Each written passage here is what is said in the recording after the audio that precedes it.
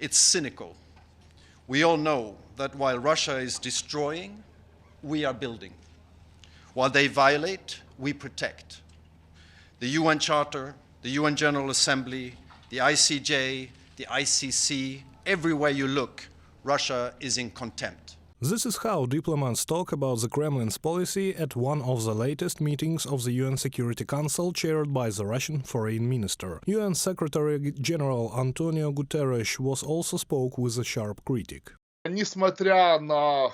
Despite efforts of both Nebenzia and Lavrov, who were present at a meeting as ministers, it had an absolutely opposite effect, because they had not seen such a concentration of criticism of public negativity towards Putin and their aggressive actions against Ukraine for a long time.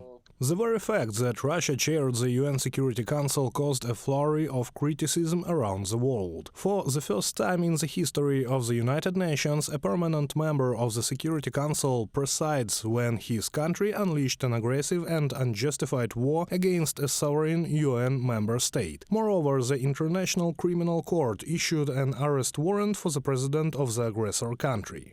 It's like an April Fool's joke, but the truth of the matter is it's a rotating seat. We expect that they will behave professionally, but we also expect that they will use their seat to spread disinformation and to promote their own agenda as it relates to Ukraine, and we will stand ready to call them out at every single moment that they attempt to do that. Linda Thomas-Greenfield, U.S. Permanent Representative to the United Nations, in a speech at a meeting of the United Nations Security Council. Russia held its first informal meeting on the issue of accusing Moscow of illegally deporting and kidnapping Ukrainian children. The Russian delegation said that the meeting will be attended by the Children's Rights Commissioner under the President of the Federation, Maria Lvova-Belova, who, like Putin, was issued an arrest warrant by the International Criminal Court. The reaction of the UN Security Council member states was immediate. The UK blocked the webcast of the meeting of the Security Council, and the British ambassador to the UN was not in the hall at all. The video has not been released to the UN website.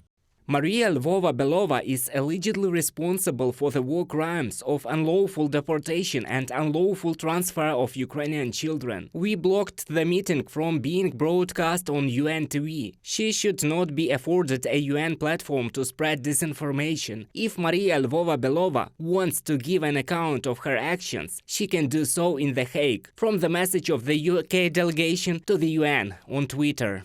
In April, the Russian army attacked residential areas in Slavyansk, Zaporizhzhia, Dnipro, Uman and other Ukrainian cities. A video appeared on the network with the confessions of Russian servicemen that they killed prisoners of war and civilians, including children. There were also terrible footage of the execution of a Ukrainian prisoner of war by Russian soldiers.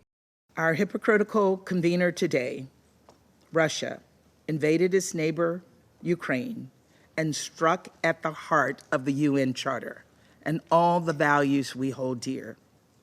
This illegal, unprovoked, and unnecessary war runs directly counter to our most shared principles, that a war of aggression and territorial conquest is never, ever acceptable. And more politicians understand this. China, India and Brazil voted for the first time to recognize Russia as an aggressor. Russian diplomats tried to remove the wording of aggression from the resolution but failed. The United States, EU countries, Japan and Mexico have called on other UN members to deprive Russia of the right to veto in cases where the Kremlin's crimes are discussed at Security Council meetings. Reported by Serhiy Kulas, Christina Dombrovskaya, UATV News.